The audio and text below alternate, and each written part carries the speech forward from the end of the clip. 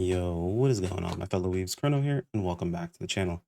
So today we're going to talk about all of the things that I think went well, and things I think that might have gone a bit poorly with the most recent update over here in NGS. But before we jump to that, if you guys are new here, as always, I'm Chrono, I'm cover PSO2 content. Would much appreciate a subscribers work our way towards that 10K mark, hopefully by the end of this year. Anyway, let's go ahead and jump into this.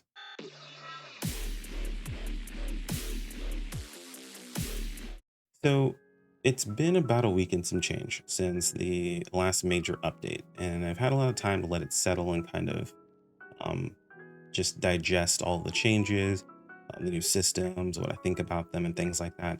Kind of wanted to sit down and give you guys like my final thoughts on them so far and what I would like to see changed moving forward, because not everything is perfect, not everything is completely bricked. It's not nearly as bad as some people like to like make it sound, but it's also not all, sunshine and rainbows either.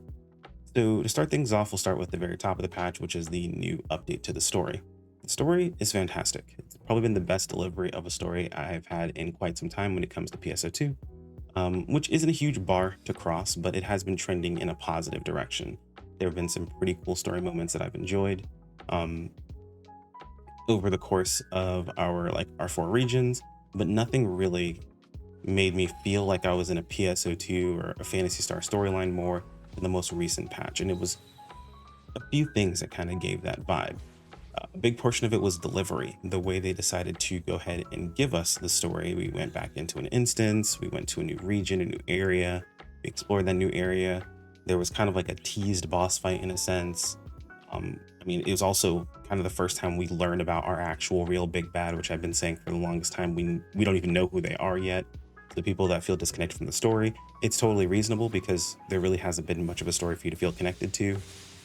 The characters feel a lot more developed, or just they feel a lot more likable in this current patch, with Manon and her hatred for an individual character, Aina, and how she, like, it just feels like she's not just this oblivious kid the entire time. She's still a little oblivious, but she doesn't feel like a child every time you go somewhere or whatever. And then other characters that are involved in the story as well. It's actually, and I'm purposely avoiding certain names at certain points and certain things because I don't want to spoil it for you guys if you haven't done it.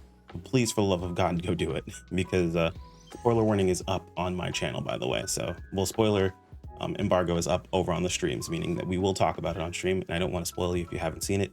It's definitely worth the time. Go invest into it. So as far as the story goes, a fantastic delivery, a lot of really cool questions answered, but we have so many more questions. However, and then here comes the part that's a bit of the criticism, is now I want more. It feels like Phantasy Star delivered a story down to the fact that we felt a little bit drip fed, like we got a little teaser. Now I want more. Now I hope they in the future release patches a bit more consistently when it comes to story. Because that was the thing when it came to Fantasy Star stories, specifically PSO2, right? Like, if you played just Global, you didn't really get the same experience because Global got big chunks of story at the same time. But as they were developing the story with PSO2 over in JP and with PSU back in the day as well, patches gave us like a story mission, like story, tidbits and lore pieces or whatever, but it was usually in smaller chunks and it happened a little bit more often. I would like to see that continue, even if we don't see massive, updates in the zones or anything along those lines, or massive boss updates. But I would like to see the stories continue in that sort of trend, and it feels like that's happening now. They kind of tried the whole use the open world a little bit more in the story, but it's nice to not have to run all over the place for Ilma, or feel like you're doing a bunch of chores that don't seem really relevant to the story itself. And I feel like that's something that they would have to do to make the open world portion just make any sense or feel like it makes any sense. You could argue that you could go into those zones, there could be instances in those zones, so on and so forth, but at the same time, then what's the point of going to those zones in the first place? You could just easily teleport to them and have an instance in that area. So I feel like using the open world for storytelling is going to work that well.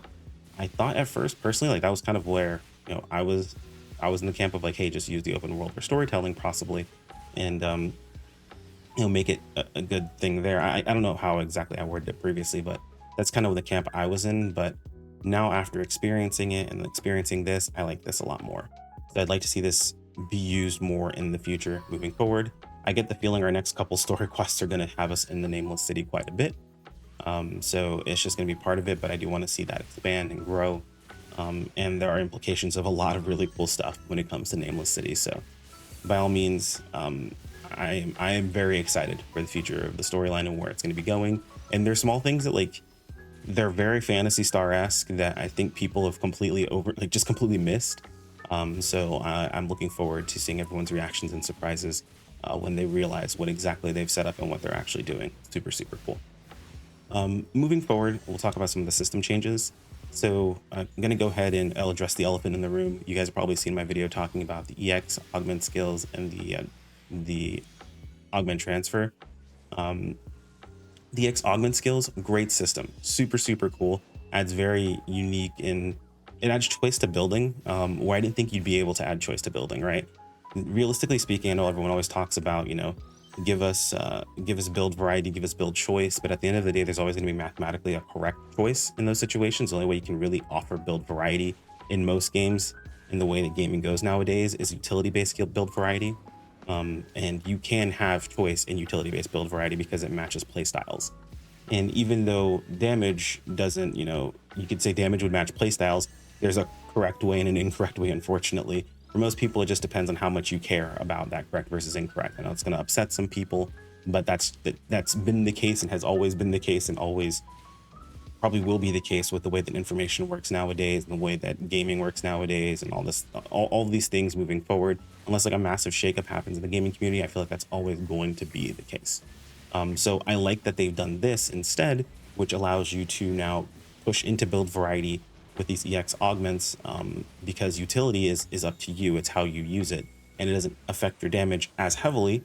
It just has to match your playstyle. That way you can actually deal the damage you're looking to deal, or have the the safety or whatever it happens to be. You're not sacrificing anything like that. You're not sacrificing anything that you personally can't deal without. And I like that a lot when it comes to build variety and just overall the uniqueness of the EX augments. What I don't like, however, unfortunately, was the introduction of how these EX augments ended up popping in and how the augment transfer system works with EX augments mixed into it. The fact that you have to essentially re-augment your entire weapon to use EX augments, because you can't transfer EX augments onto a weapon that doesn't have EX augments, I think is just a bad piece of design. I think it's bad. I think it's just dumb. Realistically speaking, you should be able to transfer your EX augments onto a weapon. They should just bind you to have to transfer all three of them. I understand they don't want you to transfer and nitpick one or two augments to kind of create the perfect combination, because they want to have that level of RNG where, getting that, sweet spot of three that you're looking to get a hold of in that perfect setup is amazing. It also keeps, specific augments from falling into obscurity completely, right? Like you can get a dud set of 3 EX augments, but you can get 2 EX augments that are pretty good together and then 1 dud and it still be worth something, right? So there's still a bit of excitement involved and still a bit of money to be made off of that sort of thing. And I think it's a good way of doing things. However, the transfer portion of this sucks. And if you have this released, especially the timing I talked about, it was right after they just had a huge AC scratch or AC support scratch, along with an EX augment, or not EX augment, I'm sorry, along with a affix rate boost going for augments. It was just the worst time for it to pop up. Everyone just re-augmented all of their gear, and then now you have to augment again for EX augments. I know some of you guys are thinking, oh, well, is it even worth it if you just spend all that money doing so? The unfortunate truth is yes. Even if it costs you to re-augment all of your gear, it's actually worth it. I think I spent probably upwards of like 30 mil, maybe 40, to re-augment my weapon. And while it did hurt to have to do that, and I could have probably switched those augments over to something else to save them and then augment my weapon, I did see a pretty dramatic change in my playstyle as well as my damage overall. Now they're going to see that in the footage that you're looking at right now, because I was recording this B-roll while watching the live letter for 14. So apologies, you're going to see some deaths. I think I died twice in some of the B-roll here, and I don't think I ever died ever. I think I died maybe twice all day in Nameless City when it first came out, so it's kind of funny. But that being said, like it changed my playstyle. It also changed how much damage I was dealing. Like it was pretty massive. Now, granted, 4 augment slots is where most of our power is coming from right now, but that on top of EX augments is making for some pretty crazy numbers changes, and I'm loving every minute of it. For a lot of people, it's like, oh, well, this isn't even worth it. The reality is that it is. It's not that expensive for most people to do this, because not everyone augments to this degree, and those that do understand exactly what they're getting into. but those who are going for more of a casual experience, EX augments are a massive bump to your damage because a lot of the augments you probably are currently using aren't nearly as powerful, so you can take advantage of all that extra power overall. That's the part that sucks, right? Like we can't say it's not worth because it is, but it sucks no matter how you look at it. So it's very easy change. The EX augment transfer option should allow you to transfer EX augments, or actually the all augments transfer option should allow you to transfer EX augments specifically over and just transfer those EX augments. And if you're transferring it over onto a weapon that, let's say, for example, doesn't have any EX augments, just force you to have to use 3 of those EX augments. So all 3, and you can just choose whatever the other 4 slots are, whether they're blank or whether they're augments that were already on the weapon in the first place.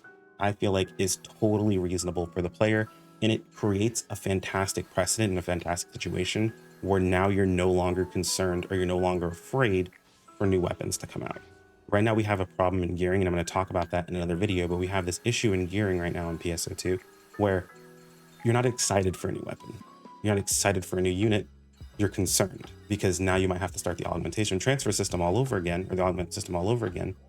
And that this was fixing that, and this was helping us in that situation. But its implementation goes directly against that.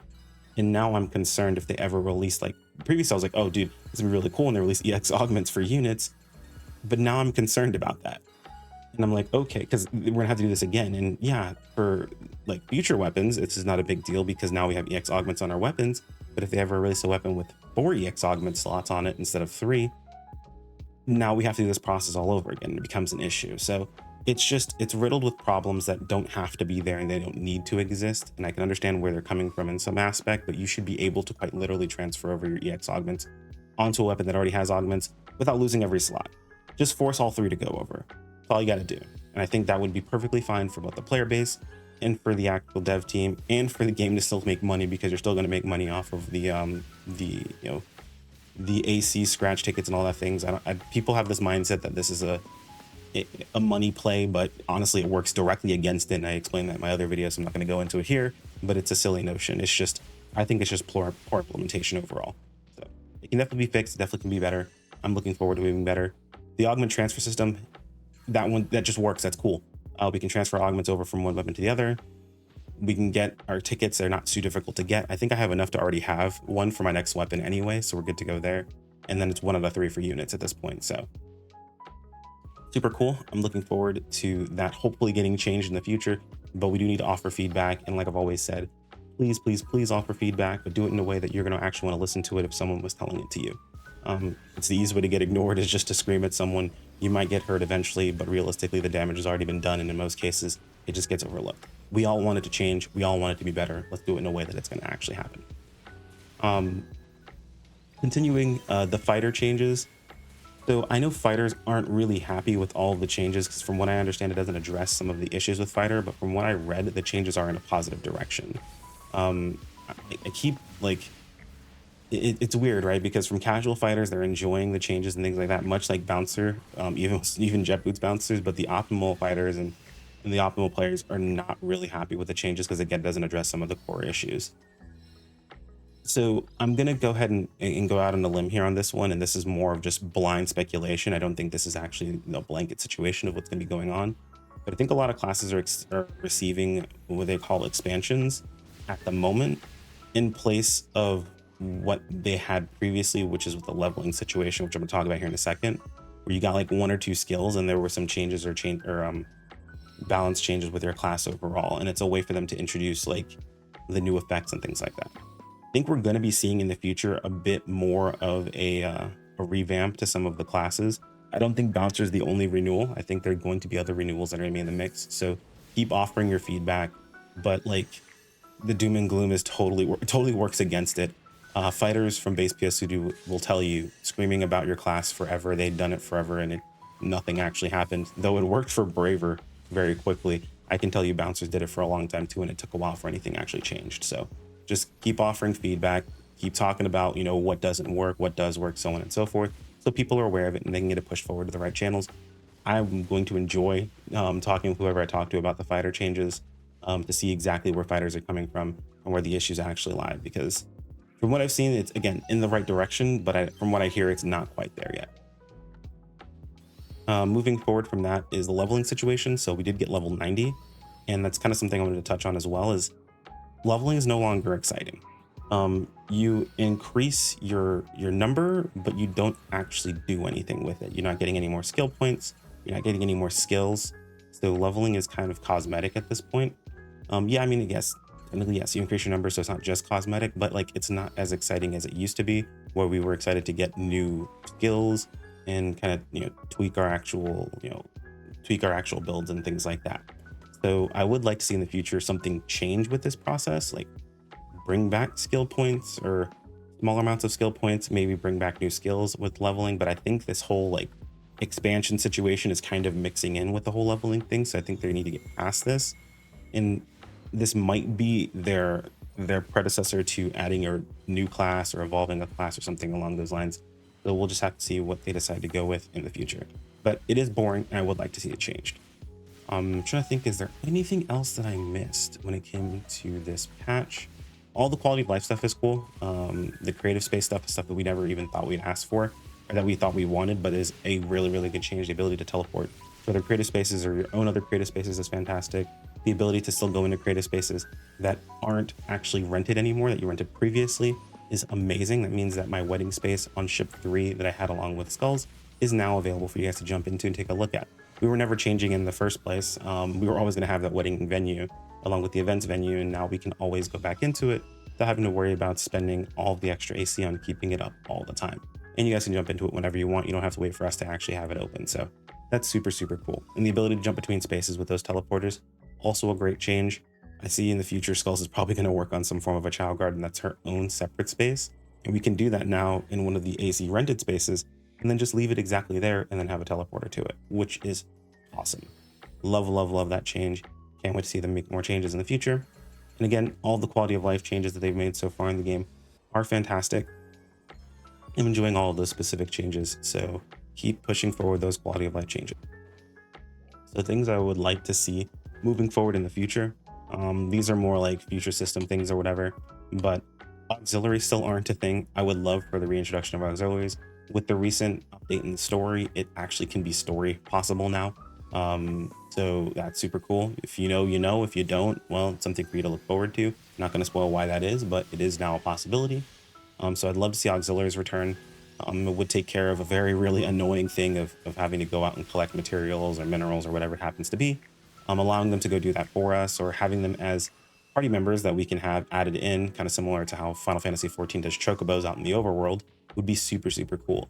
Gives us something else to actually fashion, gives us something else to actually build up, and like toss some maybe some side gear onto and things like that. Like basically you could have your own custom support character, and I think that would be super, super cool. Whether they're damage or whether they're support overall, is something that I would love to see added back into the game. I want to bring my auxiliary back. You guys would see Type 2 Chrono basically forever. It would be there. They would always be there. It would always be with me. It's super, super cool to have there. Either that or it'd be like a mini Skulls. We'll have to see. The only other thing that I can think of that I would really, really want to see changed moving forward, I just had, and I think I lost it. Hold on. Oh yeah, it's the upgrade situation. However, that deserves its own video altogether. So we're going to talk about the whole gearing situation in PSO2 and what I think they should really do to make that into something that everyone will actually involve with. Well, everyone will feel the need to go ahead and involve themselves with. It's not what a lot of people think. I do have some pretty hardline opinions when it comes to the whole gearing process, being someone who plays a lot of MMOs and involved in a lot of different gearing processes that existed over time, and play with a lot of different players and understand how they like to gear themselves. So yeah, pretty hardline opinion in that situation. We'll have to see how they decide to approach these moving forward. But again, it's one of the situations where I would love to see it changed in the future. And I'm going to talk about why and how more in depth. But I want to go ahead and just mention it here in case anyone's like, oh, we didn't even think about it. I did. It's just going to require its own video altogether. But that's pretty much it. The patch overall, I'm actually very, very happy with. I'm looking forward to future patches. And like I mentioned, hopefully future changes, as well as more frequent updates in the future as well. Anyway, guys, let me know what you guys are looking forward to, what you guys would have liked to see changed. Keep it civil. Not everyone's going to have reasonable expectations. I don't expect that to be the case. But of course, we can always control how we speak to one another. Anyway, guys, like if you enjoyed the video, everyone keep up with more. Do all the YouTube stuff. It's helpful. I'll see you next time. Take care, my friends. Peace out.